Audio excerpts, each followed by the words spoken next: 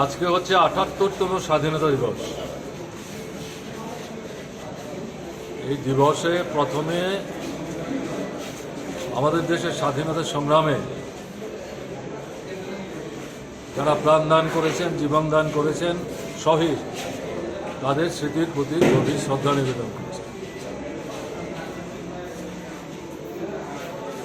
এই সংগ্রামের ঐতিহাসিক দিনটিতে ভারতের গণতান্ত্রিক যুব ফেডারেশন রামনগর অঞ্চল কমিটি প্রত্যেক বছরের মতো এবারও, হয়তো অন্য বছর পনেরো করে না, এবার তারা করলেন। এই অনুষ্ঠানটির আয়োজন করার জন্যে তাদেরকে বিশেষভাবে ধন্যবাদ জানাচ্ছি। যারা ইতিমধ্যে রক্ত দিয়ে ফেলেছেন এবং যারা রক্ত দেওয়ার জন্যে অপেক্ষা করছে, তাদেরকে ধন্যবাদ জানাচ্ছি, তাদের সুস্বাস্থ্য কামনা করছি। বারবার যাতে তারা রক্ত দেওয়ার জন্য এগিয়ে আসেন, এই আবেদন তাদের কাছে থাকবে। আমি লক্ষ্য করলাম 40-এর বেশি, 45-এর বেশিরভাগ রক্ত দিয়ে ফেলেছেন। এরকম দুজনের সঙ্গে আমি কথা বলার সুযোগ পেয়েছি। দারুণ ঘটনা। তো আমাদের তো হাসপাতালগুলোতে রক্তের কিছু ঘাটতি আছে, রোগীরা প্রয়োজনে রক্ত পাচ্ছেন না।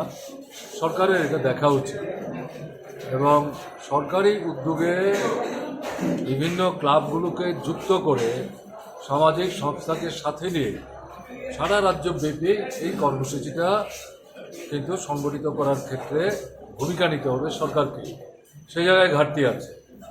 কাজে আজকের দিনে আমি সমালোচনা করতে চাইছি না, আবেদন করব সরকার যাতে সেখানে এগিয়ে আসেন, গুরুত্বপূর্ণ ভূমিকা নেয়। এটা ৭৮তম স্বাধীনতা দিবস, কিন্তু স্বাধীনতার স্বপ্ন তো সফল হয়নি। তার একটা লক্ষ্য ছিল, উদ্দেশ্য ছিল, মূল বিষয় ছিল খাদ্য, বস্ত্র, বাসস্থান, শিক্ষা, স্বাস্থ্য এবং বেঁচে থাকার জন্যে রোজগার। তার একটা নিশ্চয়তা স্বাধীন ভারতবর্ষের মানুষ পাবে। যারা ভূমিহীন তারা একটু জমি পাবে, মাথা কুঁজবার মতো একটা নির্দিষ্ট আস্তানা তাদের থাকে।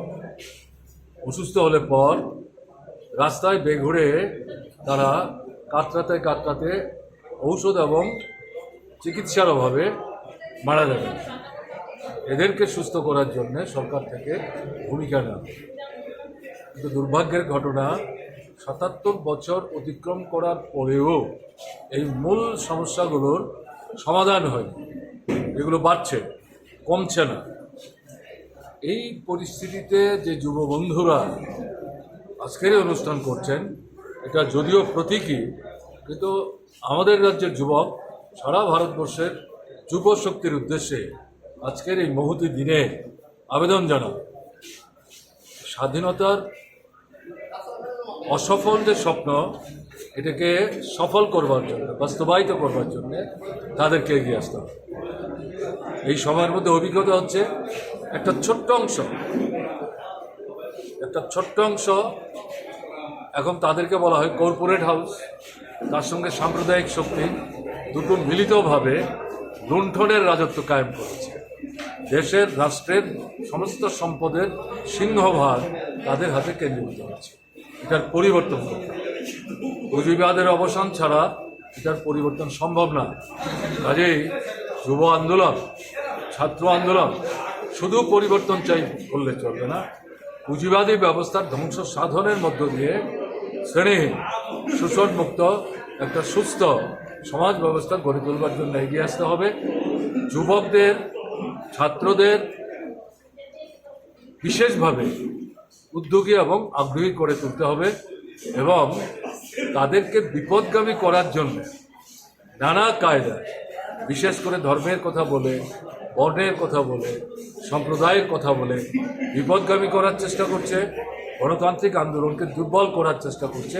এটার বিরুদ্ধে যুব ছাত্র আন্দোলনের নেতৃত্বকে সজাগ, সচেতন থেকে তাদেরকে আদর্শের প্রশ্নে, শ্রেণী রাজনীতির প্রশ্নে, গণতন্ত্রের প্রশ্নে, সম্প্রীতির প্রশ্নে সজাগ, সচেতন করার মধ্য দিয়ে এগিয়ে যেতে হবে।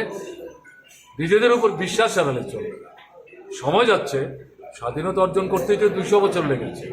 প্রকৃত স্বাধীনতাকে বাস্তবিত করার জন্য ৭৭ বছর পার হয়ে গেছে, তার খুব বেশি সময় লাগবে বলে তো মনে হচ্ছে না।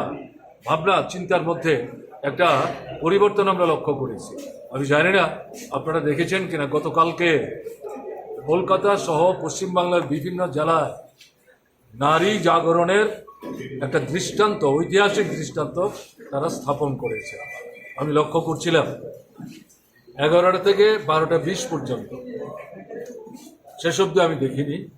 তাতে আমি যা লক্ষ্য করেছি, আমাদের মহিলাদের মধ্যে বড় অংশ ছিল অল্প বয়সের মেয়েরা, যুবতীরা, লেখাপড়া জানা, অর্ধশিক্ষিত, শ্রমজীবীও আছেন, আমাদের মায়েরা আছেন। তার সঙ্গে অনেক জায়গাতেই ঘরের মেয়েদেরকে নিয়ে এসেছেন বাবারা অথবা স্বামীরা অথবা ভাইরা, বন্ধুরা, কিন্তু মূলত জমায়েতটা ছিল মহিলাদের।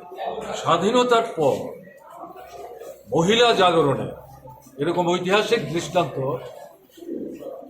ভারতবর্ষ দেখেনি। এটা পশ্চিমবাংলার সীমার মধ্যে সীমাবদ্ধ থাকবে আমি বিশ্বাস করি না। এটা গোটা ভারতবর্ষের মহিলা জাগরণের প্রশ্নে একটা নতুন দিশা দিল, এবং এটা মহিলা পুরুষ নির্বিশেষে সামনের দিনে যে পরিবর্তনের কথা বলছি, এই পরিবর্তনের সংগ্রামের জন্য মানুষকে উদ্যোগিত করার ক্ষেত্রে সাহায্য করবে। আমি পশ্চিমবাংলার লড়াকু সংগ্রামী মায়েদের, বোনেদের, তারা কোনো দলের আহ্বানে, কোনো সংগঠনের আহ্বানে, কোনো নেতৃত্বের আহ্বানে আসেননি, স্বতঃস্ফূর্তভাবে একটা সাধারণ আবেদনের সাড়া দিয়ে তারা এগিয়ে এসেছেন এনআরএস হাসপাতালের এই বীভৎস হত্যাকাণ্ডের ঘটনার প্রতিবাদ। কাজেই তাদেরকে আমি সালাম জানাই, এবং এই যে ধারা তারা সূত্রপাত করলেন এটাকে তারা অব্যাহত রাখবে। এই হচ্ছে আজকে।